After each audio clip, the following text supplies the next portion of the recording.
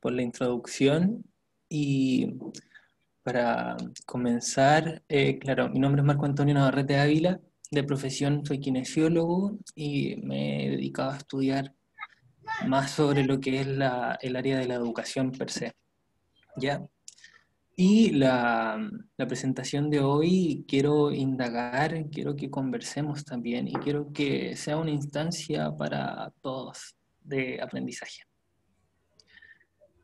Para comenzar, eh, les voy a pedir a cada uno de ustedes que cierre los ojos, que apoye sus pies en el suelo, que se ponga cómodo en su asiento y que comience a respirar profundo. Vamos a apagar los micrófonos para que no nos distraiga el sonido de los compañeros. Y si quieren, pueden prender la cámara. De esta forma, vamos a concentrarnos en nuestra respiración. Tomamos aire todos juntos. Mantenemos y botamos suave.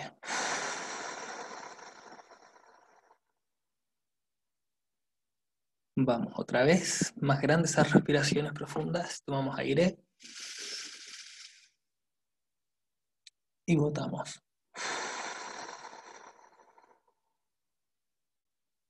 Seguimos respirando profundo y vamos a comenzar a pensar en nuestro cuerpo, cómo se siente. Botamos. Probablemente vamos a sentir nuestros pies cansados, nuestros hombros, cómo están nuestras rodillas, nuestra columna. Vamos a aire grande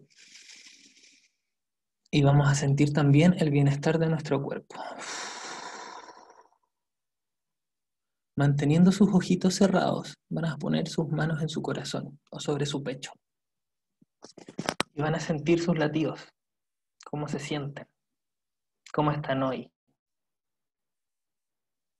cómo están a pesar de las dificultades sociales, políticas, cómo se siente su cuerpo. Y seguimos respirando profundo. Y botamos. Y manteniendo los ojos cerrados, vamos a pensar en nuestra infancia, en cuando teníamos aproximadamente 4 o 5 años y estábamos jugando con nuestros hermanos, con nuestros amigos. Busquemos recuerdos en nuestra memoria, tomemos aire profundo. Y botamos. Vamos a buscar en nuestra mente estos recuerdos de felicidad, de juegos, de emociones, de aprendizajes. Tomamos aire grande y vamos a pensar en cómo nos sentíamos cuando niños. No obstante, ¿qué pasaría si nos mantuviéramos como niños para toda la vida? Imaginémonos qué hubiera pasado si nuestros amigos, nuestros compañeros hubieran crecido, se hubieran transformado en adultos, hubieran tenido sus familias, y ustedes siguen siendo un niño, una niña, que quiere seguir jugando, que quiere sentir a sus padres, como hablaba recién el doctor Oscar, sentir el apego, el cuidado de nuestros padres, de nuestra familia, de nuestros abuelos. ¿Qué pasaría con ustedes si nuestra mente se queda en la inocencia de la infancia, pero nuestro cuerpo sigue avanzando con el tiempo? Nuestros cuerpos avanzan y nuestra mente no, seguimos siendo niños para el mundo. ¿Qué se sentiría? ¿Cómo se sentirían ustedes al ver que sus pares, sus familias, sus amigos, su contexto sigue avanzando y ustedes no, porque no pueden? De eso se trata el libro que escribí, Niños Viejos, ya que es sobre una comunidad que es bastante particular acá en el territorio de La Serena, en Chile. Y la investigación que hice el año pasado fue sobre la inclusión de estas personas, ya tanto educativa, política y social, de estos adultos que actúan como niños, que tienen diversidad funcional e intelectual. En Chile, el decreto 332 del año 2012 propone un límite de edad de 26 años en la educación especial y posterior a ello no hay un sistema que institucionalice a estas personas, no hay nada posterior a ello como contexto educativo o como oportunidad educativa. Aparte de los grupos privados o agrupaciones sociales que trabajan sobre ello. El segundo Estudio Nacional de Discapacidad del año 2015 de Chile indica que el 20% de esta población de este país tiene discapacidad, ya la población sobre 18 años, y un 5,4% de ellos posee alguna dificultad mental o intelectual. Y desde ahí también podemos pensar y analizar que en Chile, en el contexto chileno y también latinoamericano, existen escasos estudios científicos ante esta población.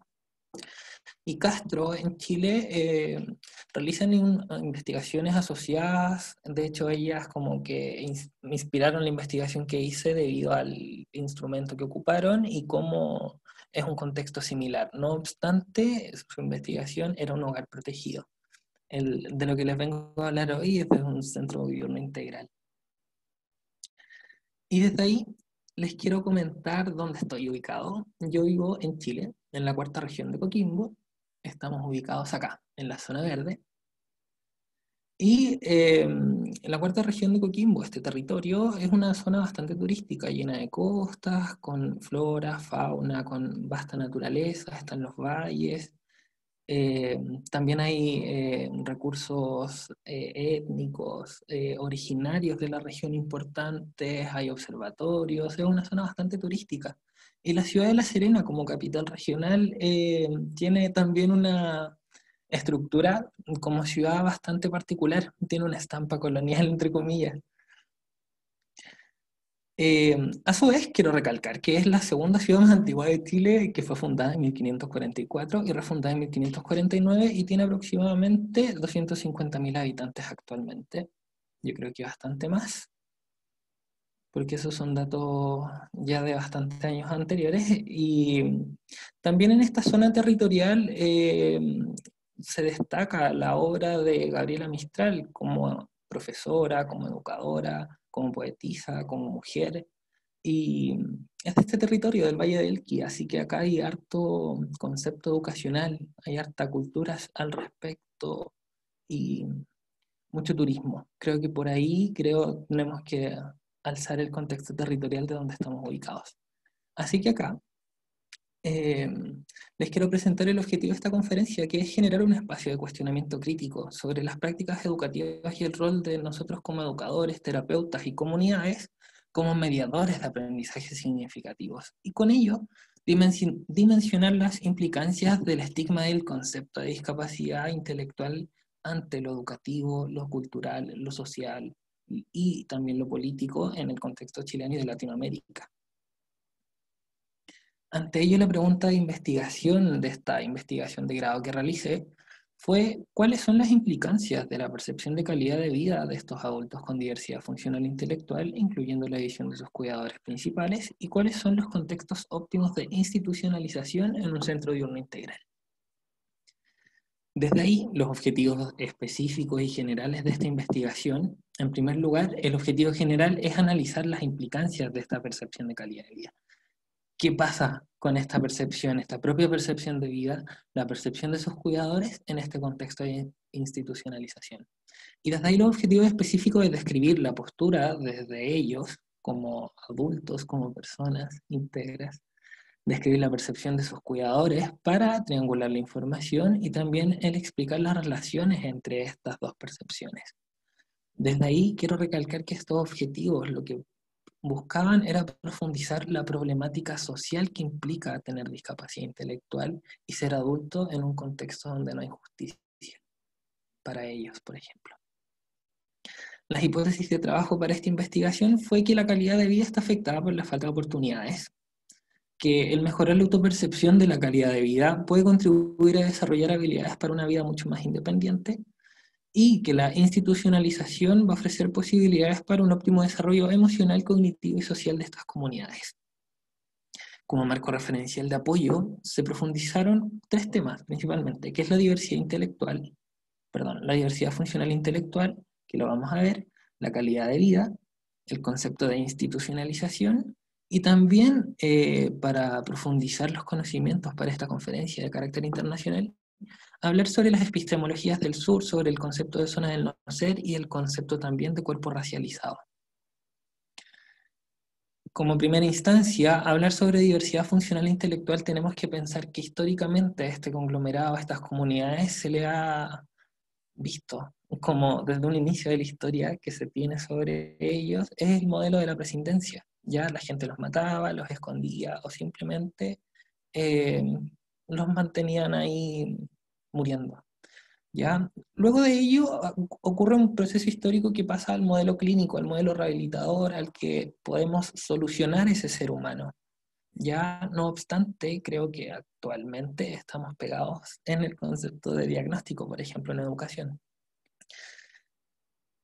Palacios y Romagnach dicen que el siguiente paso en la evaluación de contextos, perdón, de la concepción contextual del comprender discapacidad pasa hacia el modelo social, de que son personas con derechos, de que tienen derecho a la participación, etcétera, etcétera, etcétera.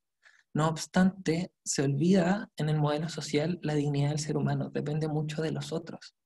No pensamos que el ser humano es digno por sí mismo, ¿ya? Y desde eso habla el modelo de la diversidad, de la dignidad inherente del ser humano. Y es así como se construye para esta investigación el concepto de adultos con diversidad funcional e intelectual, en donde estas son personas que viven con el diagnóstico médico de discapacidad intelectual y del desarrollo. Y este diagnóstico, según la Asociación Americana de Psiquiatría en el año 2015, dicen que este diagnóstico está asociado a limitaciones en el funcionamiento intelectual y del comportamiento adaptativo, y jerarquizan de manera ascendente el nivel de profundidad o de problematicidad, entre comillas, pasando por leve, moderado, severo, profundo y no específico. Y así Folchmas, también desde una perspectiva europea, en el año 2015, nos dice que estas comunidades tienen problemáticas de salud diferenciadas, donde se observa que tienen un perfil de salud diferente por su condición de discapacidad intelectual, los categorizan bastante. Desde ahí también su psicopatología, la tendencia al sobrepeso, al abuso de sustancias, si es que no hay mediación, el tema de la salud reproductiva, los problemas de salud bucodental, y también en estas comunidades se observa el envejecimiento precoz. De esta forma quizás pensamos en infancia, pero están siendo infantes, pero ya son adultos. Y ese es el problema, cómo avanzamos con ellos de repente en esta dualidad. Y el concepto de calidad de vida. Es un concepto que está bastante moldeado por conceptos economicistas, capitalistas, etc. No obstante, para Chaluk y Verdugo, que han investigado poblaciones con estos diagnósticos, indican que hay 8 dimensiones eh, evaluables o diferenciables dentro del concepto de calidad de vida, donde en primer lugar está la inclusión social, donde se destaca el nivel de participación social de las personas, el concepto de derechos, entendiendo el ejercicio de esos derechos, el concepto de bienestar emocional, comprendiéndolo como el nivel de satisfacción con la vida que tiene cada una de las personas, el concepto de bienestar físico asociado al descanso, a la higiene, a la actividad física, a la salud, el bienestar material asociado a los ingresos, a la vivienda, al trabajo, el desarrollo personal, a la formación, ¿ya? Y al adquirir aprendizajes. Esta es una dimensión que a nosotros como educadores nos importa, porque es importante comprender las necesidades de desarrollo personal, por ejemplo, y de autodeterminación, donde se busca o se identifica la autonomía como, o también entendida como capacidad de decisión de todas las personas. Y desde ahí también destaca como última dimensión las relaciones interpersonales, destacando las relaciones familiares, sociales y también afectivas. El concepto de institucionalización, entendido para esta investigación, tiene que ver con la historia institucional de UMPA de La Serena, que fue fundada el 10 de noviembre de 1984. No obstante, su génesis, su origen fue en Santiago de Chile, con un PADE nacional que hizo filiales a lo largo de todo Chile. Luego pasaron un proceso de separación institucional por temas de tiempo, distancia, se fueron independizando las filiales y desde el año 2000 al presente hemos funcionado como un taller protegido y como un centro diurno integral para estas comunidades o personas que tengan discapacidad intelectual y que sean adultos una vez que egresan de las escuelas especiales en el territorio de La Serena. Desde ahí ellos son el 50% hombres, el 50% mujeres, entre los 29 y 63 años, con una edad media de 45, las mujeres 43, los hombres 48, y su distribución en cuanto al diagnóstico de discapacidad intelectual y del desarrollo, es que solo un cuarto de ellos presenta el diagnóstico de leve. ¿Qué nos dice eso? Que tres cuartos de nuestra población, de nuestra comunidad, tiene dificultades profundas de repente para aprender. Entonces partimos desde esa lógica de que tenemos que buscar las estrategias más específicas de repente con ellos. Y desde ahí las herramientas específicas tienen que ver con esta metodología de la mediación. Ya esto también lo habló Aldo en su presentación, lo que dice Feuerstein, ya sobre el mediar las experiencias socioeducativas y también de la calidad de vida. Y es lo que hace un Padre de la Serena. Apelamos a su modificabilidad cognitiva, a que pueden aprender otras cosas de repente, cosas no canónicas, pero pueden aprender.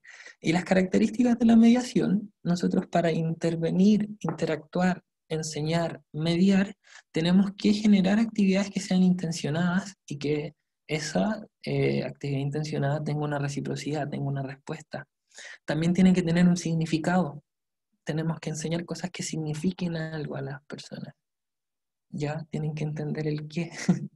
Desde ahí también tenemos que entender el concepto de trascendencia cuando mediamos. Qué tan importante es para su vida, qué tanto lo van a ocupar, cómo lo van a utilizar en su diario vivir. Y también como institución destacamos el sentimiento de pertenencia. Ya somos una familia, somos una comunidad afectiva muy tierna, hablando de la pedagogía de la ternura anterior, conectar con eso me hace mucho sentido, el trato afectivo, ya el sentirse parte de. Los lineamientos institucionales son el desarrollo de habilidades para la vida, desarrollo de habilidades artísticas y de ocio, y también las líneas ecológicas de sustentabilidad. Y el último concepto, antes de pasar de lleno a cómo fue y los resultados de la investigación, es hablar sobre estos conceptos de epistemologías del sur, zonas del no ser y cuerpo racializado. ¿Qué sucede con la exclusión del ser humano? La exclusión del ser humano aún se perpetúa en la realidad chilena. Todavía se excluyen los colegios, todavía hay barreras complejas. ¿Ya? Y también en Latinoamérica, y en muchos conceptos se mantienen y potencian las inequidades. Por ejemplo, en Chile está el tema económico. La educación pública está empobrecida, la educación privada tiene mucho más acceso a otros recursos. Entonces, claramente hay un quiebre de repente social ya donde se perpetúa esta desigualdad. Y también esta desigualdad es parte de las problemáticas del sur global, desde el discurso de Sousa Santos, donde nos dice que las epistemologías del norte global tienen un discurso sesgado desde Europa, lo eurocéntrico, lo que no es latinoamericano, y desde ahí nosotros tenemos que empezar a construir conocimientos desde nuestro territorio. Y el concepto de racismo, de dividir esta línea humana entre lo humano y lo no humano, el subhumano, es una condición que nos lleva a racializar los cuerpos. Son cuerpos marcados con estigmas, como el estigma de la discapacidad. Es un cuerpo que no es humano, que no puede lograr pasar esa línea. ¿Por qué? No lo sé. Desde ahí esta zona de discriminación, de estigmatización sistemática de esta fragilidad y vulnerabilidad humana sea el concepto de discapacidad, sexo, género, etc., rigidiza los cuerpos, desconecta las emociones y asimismo cosifica, deshumaniza. No nos preocupamos del sujeto que estamos educando, no mediamos su aprendizaje. Y desde ahí es como Centro de Estudios Latinoamericanos de Educación Inclusiva hablamos de la construcción de propuestas para la justicia cognitiva y también para el bienestar integral de estas comunidades y de todos los territorios de Latinoamérica. La metodología de mi investigación que hice por la tesis de grado fue una metodología de índole cualitativa, de tipo hermenéutica, efectuando un estudio de casos de tipo intrínseco a través de entrevistas individuales y grupos focales grupales. La muestra cualitativa fue posterior a la toma de consentimiento o asentimiento informado, 12 adultos con diversidad funcional e intelectual y sus 12 cuidadores. Y los criterios de rigor científico que utilicé fue la credibilidad, que fue la entrega de datos a la misma comunidad y que ellos los validen, la transferibilidad, que esta investigación pueda ser traspolada a otros contextos similares, y la triangulación de información fue a través de tres fuentes: de las entrevistas, de los grupos focales y la validación de expertos, una vez efectuado el escrito final. Y ahora estamos triangulando con todos ustedes acá. Para el análisis de datos, se generó una codificación por temas ejes de carácter artesanal, tras una transcripción de cada una de las entrevistas y grupos focales. Se generaron categorías, ya, codificación axial y después una codificación selectiva, donde por ejemplo acá dice, para comenzar, ¿qué es lo que siempre le gusta hacer o le hace feliz en el día? ¿Ya? Acá estábamos indagando en el área de autodeterminación. Y acá la persona me responde: pololear, casarme, tener hijos, pero lamentablemente soy enfermita, insuficiente, me caí de la escala cuando era chica, nací normal, bla, bla, bla. Le contrapregunto: pero mira, escucha bien la pregunta, ¿qué es lo que siempre te gusta hacer? Y ahí, me gusta hacer el aseo, me gusta mucho trabajar, bla, bla, bla. Y así en la transcripción de cada una de estas entrevistas se fueron armando categorías definitivas, ¿ya? A través de una teorización de conceptos y una contrastación de conceptos operacional a través de lo que ellos mismos iban diciendo.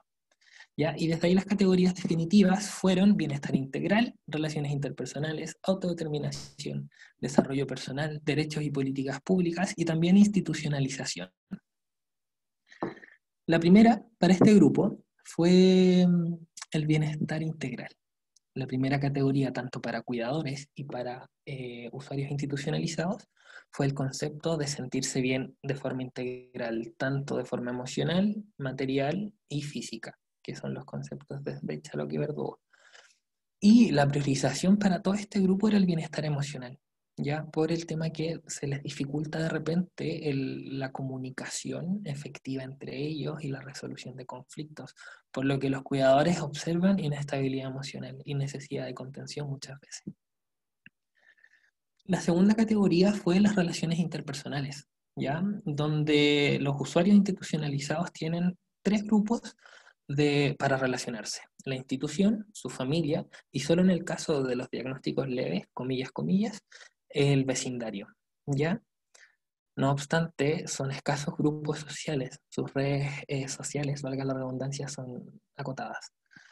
Y para los cuidadores, ellos observan la necesidad de desarrollo de habilidades sociales, no obstante ven poca solidez. Y también existe el temor al bajo juicio social, debido a que le ponen al valor el ambiente. Observan que todavía se vulneran derechos, observan que todavía no los respetan. Y desde ahí la tercera categoría es la autodeterminación, donde los usuarios institucionalizados observan y destacan su capacidad de decidir ante sus gustos propios, ante lo que quieren hacer, pero también observan los límites del ambiente. En el contexto de las personas que tienen diagnóstico moderado, requieren mayor guía, requieren el desarrollo de la autoimagen, requieren mayor estructura de la rutina y también requieren y gustan de la sociabilización. Les gusta ir a conversar, les gusta ir a conversar, a relacionarse con otros seres humanos, compañeros, personas. Lo hacen de forma nativa. Ya la naturaleza del ser humano, lo que hablaba recién el profesor, lo que hablaba antes Aldo también, está todo esto conectado. Y para los cuidadores no hay vínculo en sus respuestas. Acá la autodeterminación está a posterior, ya debido a que observan en ellos el poder de decisión, sin embargo les ponen los límites porque son sus cuidadores, porque hay varios problemas ahí, ¿ya? Y también refieren a tres posturas: la postura de la libertad, que haga realmente lo que quiera la persona; la postura de la dependencia, que solo hace lo que yo le puedo entregar porque tiene un mayor nivel de dependencia; y la postura de la mediación, que es de donde nosotros vamos a profundizar después. En cuanto al desarrollo personal, como cuarta categoría para los usuarios, buscan desarrollar las habilidades para la vida, el desarrollo socioemocional, el desarrollo del autocontrol, de la lectoescritura, del cálculo, de las habilidades cognitivas, del ocio, de las artes y también del deporte. Y a los cuidadores les interesa desarrollar más o menos las mismas líneas. No obstante, ellos observan también como cuidadores el concepto de profecía autocumplida, de que muchas veces las expectativas sociales, familiares y culturales afectan en el nivel de inclusión de estas personas. La quinta categoría son los derechos y las políticas públicas. Acá los usuarios institucionalizados no conocen el concepto de política pública, derecho, y por ende no lo respondieron de forma individual. No obstante, de forma grupal, hablaron sobre la infantilización y la infantilidad, sobre cómo se sentían ellos al ser infantilizados constantemente como niños, cómo afecta en su cuerpo también el envejecimiento, el respeto a su diversidad, y también hablaron sobre seguridad ciudadana y de paz. Los cuidadores también detectan la vulneración de derechos, pero su mira, su observación está sobre el futuro, ¿ya? Debido a que ellos probablemente se pueden morir porque son mayores por la ley de la vida, somos todos finitos, ¿ya? ¿Y qué va a pasar después de su muerte y el abandono social que presentan estas personas? También piensan en la infantilización y en su envejecimiento, pero su postura es una postura de desesperanza ante la política pública, sienten que no les ayuda realmente, que no solucionan sus problemas. Y desde ahí también habla, una que otra de ellas habla sobre normalidad, sobre el concepto de qué tan normal son las personas. Y desde ahí también hablamos sobre institucionalización, que es la última categoría. La institucionalización para estas personas tiene aspectos positivos y aspectos negativos. Dentro de los aspectos positivos está el sentir personal, también el darles individualidad a cada uno de ellos y ellas, y el desarrollo de ellos mismos, de estas relaciones interpersonales y de inclusión social, y que las actividades son realizadas para y por ellos muchas veces. Y los aspectos negativos, mejorar su convivencia, ya que de repente tienen ahí sus conflictos internos como grupo, como todos seres humanos, y también la mejora de la seguridad institucional, ya que un tiempo les entraron a robar a su institución muchas veces y les preocupa eso.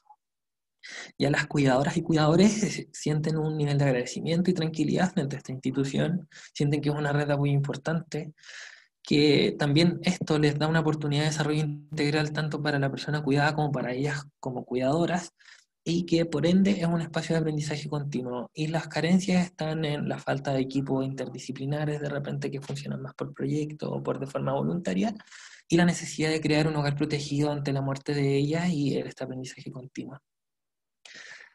Así pasamos a la discusión de esta investigación, que igual es extensa y espero no estar avanzando muy rápido, pero sobre la propia percepción de calidad de vida, esta comunidad, como ven en este gráfico, percibe su vida de forma buena, ya viven una buena vida, se sienten cómodos con su vida, la están pasando bien. Si se fijan, les apliqué una escala visual, ya como una EVA, del 1 al 10 se pusieron nota su vida, así de simple, parte de la entrevista. Y ahí, si se fijan, la mayoría de los entrevistados valora su vida, y acá se ve el concepto de simbiosis, lo que hablaba también recién el profesor. Esta simbiosis humana entre cuidador y persona cuidada muchas veces está muy unida. ¿Ya? Y son percepciones que se dieron igual, hablaron cosas similares, piensan similar, y su vida es como mi mamá, mi papá, así como hay mucho vínculo, piensan como de repente por la otra persona, ¿ya? Y también ese es uno de nuestros desafíos de repente, como esa simbiosis, empezar a separarlas también, son personas diferentes, que piensan diferente, que sienten de forma diferente. Y hay zonas de distancia, como todas las relaciones humanas. También tenemos que pensar en cómo estos adultos de la zona del no ser, desde esta zona imaginaria de no humanidad ante la información canónica que existe sobre discapacidad, que siempre los pone como por debajo, como minusvalía, ¿ya? ¿Cómo se posicionan ellos en nuestra sociedad contemporánea? La pregunta acá es: ¿qué es ser un niño viejo? El concepto de niño viejo lo acuñó la presidenta UMPA de La Serena, Zenobia Naiz. Saludos para ella. Y les dice afectuosamente mis niños viejos, porque para ella son personas que cronológicamente son adultas, cronológicamente, pero su pensar, su edad mental está de repente en los 3 años, en los 4 años, en los 15 años. Tienen esta doble vulneración, ¿ya? Esta doble necesidad de cuidado, tanto como viejos, como adultos, como personas que van avanzando con el tiempo, a necesidades de apoyo como niños. Y desde ahí, el ser un niño viejo, un adulto con discapacidad intelectual en Chile, tiene impacto en su salud, en su educación y también en su bienestar integral, debido al ensombrecimiento diagnóstico. Ya hay mucha polarización en cuanto a la información que existe sobre discapacidad intelectual y lo sesgamos a eso, funcionan así. Y la etiqueta es más grande que claro, la etiqueta es más grande que todo. Y desde ahí también se destaca la escasez de formación especializada y creo que ese es una deuda que tenemos los educadores, los profesionales, los docentes, los terapeutas en seguir formándonos en cuanto a la diversidad humana.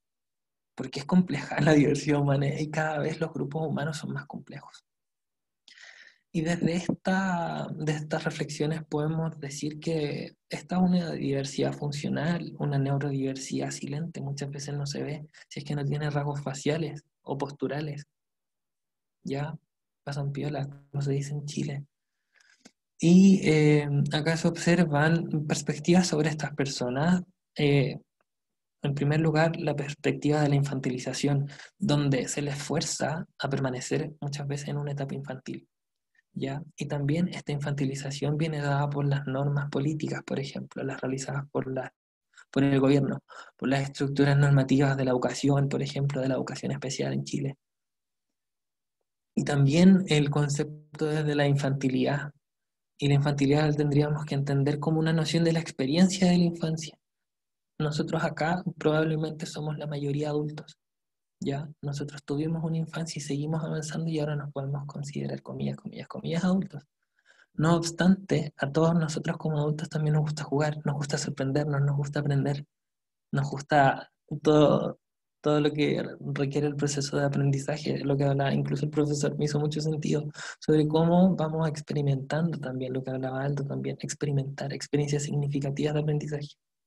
Y desde ahí, desde esta diversidad funcional silente, podemos pensar el sentido de la infancia. ¿Cuál es el sentido de la infancia? Ya, realmente no lo sabemos. Ya, el sentido de la infancia es la creatividad, es el juego, es el descubrir, es el aprender, es el vivir tu propio cuerpo, es el soñar. Ya, y toda esta instancia del sentido de la infancia, todo este insumo que nos da el jugar como niños, el aprender como niños, lo tenemos que visualizar como una oportunidad tremenda de aprendizaje de todas las comunidades, sobre todo de ellos que les gusta jugar mucho, o bailar, o cantar. ¿Qué pasa con el egreso educativo a los 26 años? Políticamente merma la calidad de vida de estas personas. Ya, lamentablemente hay que decirlo así de forma dura. No obstante, existen 4 prácticas profesionales que podemos destacar para las comunidades y territorios, ya que las comunidades educativas, los profesionales que se aboquen a estas comunidades, tienen que dar un acercamiento dimensional y holístico con un enfoque comunitario donde se destaque el uso de buenas prácticas, ya el ocupar la tecnología, ya el ocupar el otro tipo de apoyos de accesibilidad física. Y también pensar en los apoyos individualizados que tenga cada persona. Y desde ahí nos vamos a apoyar profundamente en la teoría del aprendizaje mediado de Feuerstein y colaboradores, donde nosotros, como terapeutas, como educadores, tenemos que ver esta zona de desarrollo real, hacer un buen diagnóstico, mirar bien la realidad en la que está la persona cuando nos encontramos con ella, con él, con ella, ¿ya? Y nosotros como educadores podemos ser mediadores a través de esta zona de desarrollo próximo, buscar estrategias que generen esta modificabilidad cognitiva de nuestros estudiantes para llegar a esta zona de desarrollo potencial, para llegar a esta modificabilidad cognitiva y esta potencialidad tremenda que tiene el ser humano. Y es por eso que los espacios socioeducativos tienen que valorar la diversidad de sus comunidades. ¿Ya? Sobrehumanizar a la sociedad a través de la diversidad funcional e intelectual, el concepto de humanizar, de hacer algo humano, eh, tenemos que pensar en cómo hacer esta sociedad más humana como educadores. ¿Ya? La sensación de bienestar, la sensación de que somos comunidad, de que colaboramos, de que somos coherentes con los derechos humanos. Y ello requiere urgentemente un cambio profundo en las terminologías y uso del lenguaje que utilizamos también para referirnos a nuestros niños, estudiantes o personas que eduquemos, ¿ya? el comprender los códigos lingüísticos que utilizamos y también sus conceptos. Y desde ahí este cambio de lenguaje tiene que ir a través de todos los planos del sistema social. Verdugo se inspira también en lo que dice Bronfenbrenner y en los planos del sistema social, en donde el macrosistema, este sistema político, este sistema que nos regula como sociedad, tiene que tener un lenguaje que sea adecuado a sus comunidades también.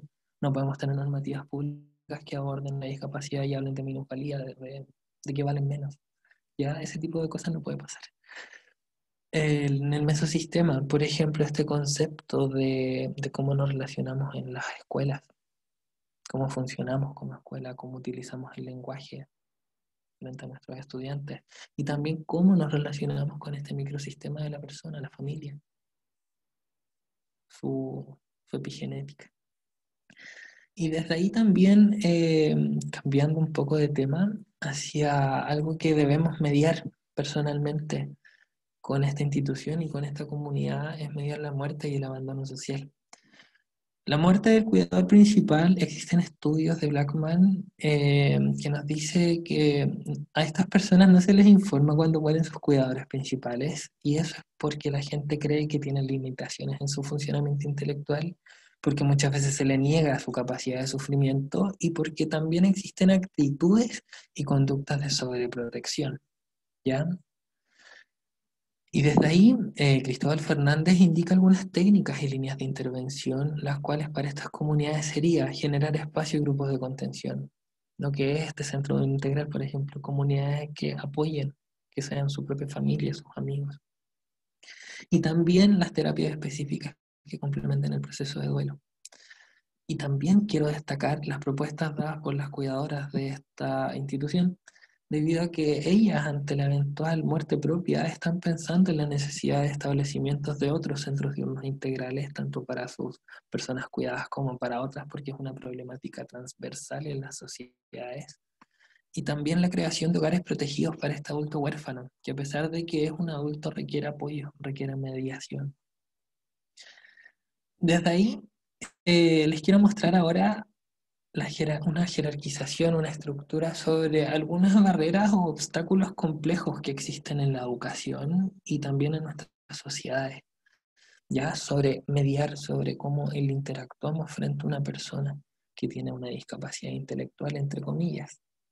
Ya, la primera barrera que nos encontramos son las políticas públicas. Ya desde acá tenemos que empezar a cambiar como sociedad y a involucrarnos también en el desarrollo como investigadores, como profesores. Las barreras dadas por la accesibilidad física y del ambiente tienen que ver cómo estructuramos los espacios físicos y los diseñamos para el acceso de todas y cada una de las personas, que es una barrera que ha estado muy en boga. Se habla mucho sobre ello y acá en Chile han pasado 10 años desde la ley de accesibilidad universal que hicieron y todavía nos encontramos con los mismos problemas, ¿ya? Sin embargo, es la que está más visualizada. La tercera barrera es la barrera sensorial y de la comunicación, que tiene que ver con cómo nos comunicamos como seres humanos, el uso de lenguajes alternativos también y cómo nos comprendemos el lenguaje, cuáles son nuestras barreras comunicativas. La cuarta barrera, obstáculo complejo, son las barreras cognitivas e intelectuales, que tienen que ver cómo están diseñados los espacios o las metodologías para que sean entendibles para todas las personas. Este famoso, en Chile lo llaman diseño universal del aprendizaje, que tiene que ver con cómo mediamos la actividad para cada uno de todos los estudiantes. Pero para llegar a esa profundidad tenemos que conocer también el nivel cognitivo de cada uno de ellos. Por eso es importante, por ejemplo, el contraste en las imágenes, el tamaño de las letras, que sea todo mucho más accesible y amigable para todas las personas, ¿cierto? La quinta barrera tiene que ver con una barrera que es profunda, que es difícil de desenmarañar, entre comillas, que es la barrera de la cultura y los paradigmas sociales. Todavía seguimos pensando en el discapacitado como en el enfermo, como en alguien que tenemos que arreglar, como en alguien que no tiene derechos, etcétera, etcétera. Y estas personas son adultas y también tienen derecho a decir, a expresar, a sentirse parte de la cultura, ¿ya? Y esta barrera como sociedades las tenemos que movilizar, no sé, hacernos cargo como sociedades para generar una inclusión auténtica, esta inclusión real que habla Aldo.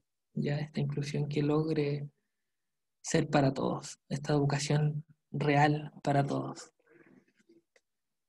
A modo de conclusión, esta investigación plantea que según la percepción de los usuarios institucionalizados, la calidad de vida se fundamenta en el bienestar integral con mayor énfasis en el bienestar emocional. Les importa mucho el cómo se sienten, cómo se relacionan. No obstante, y paradojalmente, la calidad de vida de ellos se ve afectada por la vulneración de derechos, tanto en educación como en salud, vivienda o en otras áreas, lo que dificulta el desarrollo integral e inclusión social de esta comunidad. Desde ahí podemos pensar entonces en la mediación de la calidad de vida, cómo nosotros colaboramos a que las personas se eduquen para la vida. Y desde la perspectiva de estos usuarios institucionalizados y de esta comunidad con sus cuidadores, ellos buscan desarrollar habilidades sociales y relaciones interpersonales. Yo creo que eso es algo que les importa, que lo necesitan, que lo buscan. Pero para ello deben aprender muchas otras cosas, tanto como el aprender la vida independiente y autodeterminada. Y también eso es algo que buscan, que necesitan, que quieren sentirse útiles, quieren ser parte de la comunidad, no ser el estorbo, no ser esta zona del no ser, ya no ser el subhumano. Y desde ahí nosotros podemos medir la calidad de vida a través de esta movilización social también que logremos generar a través de las comunidades sobre sus derechos y políticas públicas, cómo están vinculadas. Y esta comunidad destaca fervientemente el respeto a su diversidad. Lo exigen, lo quieren, lo piden, así como que respeten que son lentos, que les cuesta pensar, que les cuesta responder, que de repente se frustran. Ya, eso necesita muchas veces el cómo los infantilizan. No quieren ser niños. Sin embargo, también ocupan eso como estrategia de sobrevivencia. Ya también lo ocupan así como soy un niño, no puedo hacerlo, aunque lo pueden hacer. La flojera de repente. Ya, y cómo utilizamos nosotros como educadores el concepto de infantilidad. En cuanto a esta política pública sobre el envejecimiento, ellos muchas veces tienen como condiciones físicas asociadas al envejecimiento precoz y parecen de tercera edad, pero tienen 40, 50 años. Ya, pero actúan como niños. Entonces ahí hay varias necesidades que necesitan ser cubiertas asociadas al proceso de envejecimiento. Y también hablar sobre el concepto de seguridad social sobre estas comunidades que no está bien determinado en las políticas públicas. También destaco el modelo de la diversidad que refresca esta visión social, educativa, cultural y política de la diversidad funcional, de esta neurodiversidad. Ya no evitemos hablar de la discapacidad, dejemos de utilizar ese concepto. Debido a que la diversidad funcional y todo este fundamento teórico valora la dignidad humana intrínseca del ser humano y también la dignidad extrínseca entendida como esta valoración social. No obstante, no nos quedemos solo en la valoración exterior del ser humano, sino que valoremos todos por lo que somos. ¿Ya? Y desde ahí nosotros como mediadores podemos generar este desarrollo de la autonomía moral como entendida como la capacidad de decidir moralmente sobre lo que yo quiero, ¿ya? Y también podemos mediar en algunos casos esta autonomía funcional, que puedan decidir con algunos apoyos también. ¿Por qué no? Este desarrollo de la autonomía moral y autonomía funcional está fuertemente vinculado al desarrollo de la vida independiente y autodeterminada de estas personas, ¿ya? Quieren ser adultos también. Podemos mediar a su vez esta eliminación de las barreras de accesibilidad que les hablaba recién, debido a que ellas afectan también de forma micropolítica a las políticas públicas. Están cambiando los contextos educativos a través de este cambio paradigmático o pragmático de cómo hacemos la educación. Y tenemos que pensar también sobre el lenguaje que utilizamos y la construcción social de la palabra discapacidad, cómo afecta a las personas que las marquen como menos capaces. Desde ahí, como reflexiones finales, pensar en qué realmente quieren estas personas o qué realmente necesitan. Lo que puedo traducir o interpretar desde sus voces, desde esta polifonía, es que podemos pensar la inclusión a través de un discurso crítico y emancipador sobre la dignidad humana, sobre su dignidad humana. ¿Ya? Y también que la educación es una herramienta para mejorar la calidad de vida independientemente de la fase vital en la que estés. que en este caso son adultos que actúan como niños, como infantes. La fragilidad de la vida y su dignidad nos hace reflexionar sobre este estado de flujo de la calidad de vida, de que no siempre estamos felices, no siempre estamos con todos estos niveles, estas dimensiones bien, sino que algunas veces estamos mal y tenemos que también entender esos reveses de la vida. Y el concepto sobre dignidad propia del ser humano, fuera del capital, fuera de lo monetario, fuera de las etiquetas. El pensar en educar para la vida nos abre puertas, ventanas, etcétera, a pensar esta mediación de la calidad de vida, mediar oportunidades de aprendizaje en la sociedad, mediar espacios para que las personas logren aprender lo que quieran aprender, ¿ya? Y desde ahí podemos anclar esta investigación al concepto de justicia cognitiva, que es un concepto que me agrada bastante, debido a que de Sousa Santos dice que no hay justicia social sin el derecho efectivo a la igualdad para vivir desde las posibilidades mentales que nos proporciona nuestra cultura. Esto es, sin el derecho a la justicia cognitiva. ¿Cómo podemos hablar de gente discapacitada si no ha tenido oportunidades? Si no ha tenido oportunidades mentales sobre nuestra cultura, no ha podido aprender porque no se le dan las oportunidades. ¿Cómo podemos hablar de justicia social si todavía no damos oportunidades para que todas las personas logren aprender lo que puedan aprender y lo que quieran aprender? Tenemos que pensar la educación entonces también desde la justicia cognitiva. Ahora para finalizar, me quedan 15 minutos aprox, los voy a invitar a todos ustedes a que ingresen a menti.com y coloquen el código 971516 7. Lo voy a pegar en el chat para que lo tengan.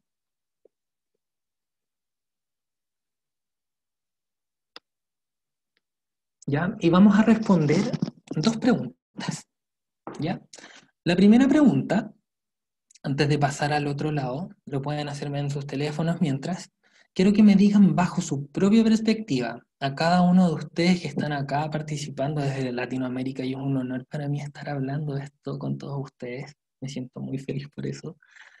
Y la primera pregunta es, ¿cuál es la dimensión de calidad de vida que es urgente mediar con estas comunidades en la educación contemporánea?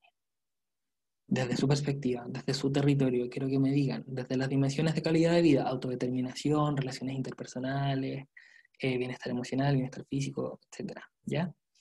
Solo tienen que elegir una. Y la segunda pregunta es, ¿cuál es la barrera o obstáculo complejo que es urgente mediar con estas comunidades? Entiéndase como políticas públicas, físicas, de lenguaje y comunicación, cognitivas, y la última era la de la cultura y los paradigmas sociales. ¿Ya? Así que ahora vamos a ir a Menti antes de finalizar para ver su opinión sobre estas temáticas. Acá tengo que...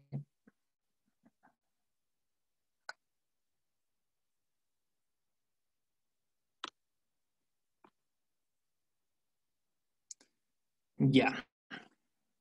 Acá ya dos personas pusieron bienestar emocional y me parece ya llamativo que muchas veces que hago este ejercicio ocurre la tendencia de repente a esto, a la necesidad de bienestar emocional de estas comunidades. Vamos, participen, vamos a ver cómo son sus respuestas. La inclusión social, desarrollo personal.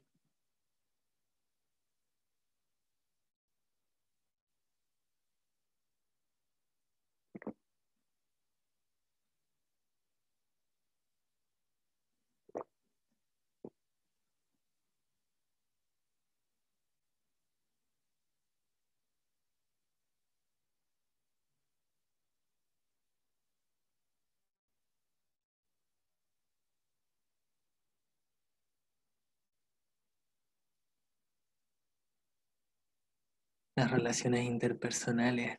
Bueno, si se dan cuenta, independiente de lo que vayamos priorizando, según nuestra jerarquía mental o personal, o las pasiones, los sentires, como habla Aldo de repente, estas pasiones intelectuales que tenemos, claramente todas estas áreas pueden verse priorizadas.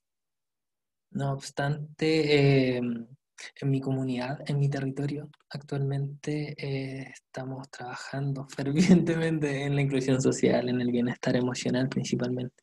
Creemos también que en el bienestar emocional está la forma de educar, está la forma de entregar mucho.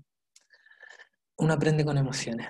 Está desde ahí, desde cómo se configura el aprendizaje en nuestro cerebro, tiene que ver con la actividad emocional que nos genere la experiencia educativa. Ya, y veamos por mientras la segunda pregunta para que avancen también. ¿Cuál es la barrera o obstáculo complejo que es urgente mediar con estas comunidades?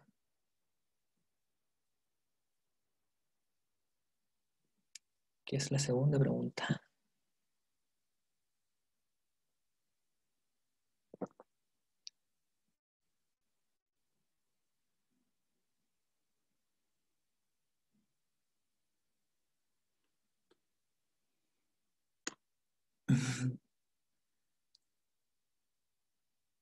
Ya, en este caso, si se ve en la tendencia, se va fuertemente de repente a la cultura.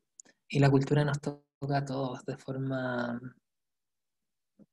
¿cómo decirlo? De forma inherente. De repente actuamos de forma que no lo pensamos y eso está impregnado en nuestra cultura muchas veces, en cómo significamos cosas. Así que sí, debemos cambiar cosas en la cultura y en cada una de estas áreas también.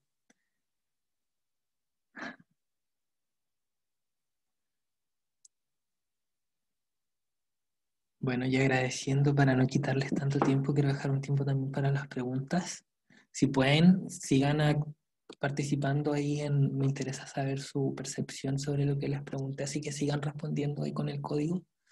Pero para finalizar, quiero agradecerle a esta comunidad tremenda que abre sus puertas para mediar aprendizajes. Ya ellos son la comunidad, la familia UMPA de La Serena, quienes construyen conocimiento en forma conjunta conmigo, con Mónica, la presidenta UMPA de La Serena, Zenobia Nice, todo su equipo, Mafalda Río Seco, eh, la Olguita, bueno, todos y cada uno de ellos, los cuidadores y a cada uno de los usuarios también, por mostrarme una parte de su mundo, de su realidad, ¿ya? Porque estamos creando, interconectando nuestra realidad y generando intersecciones.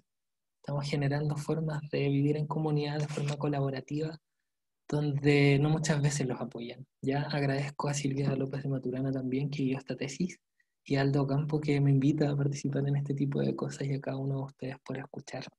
Dejo abierto el espacio ahora a las preguntas, ahí está la bibliografía por si quieren consultar. Y eso, dejo unos minutitos antes de terminar para que me pregunten lo que quieran.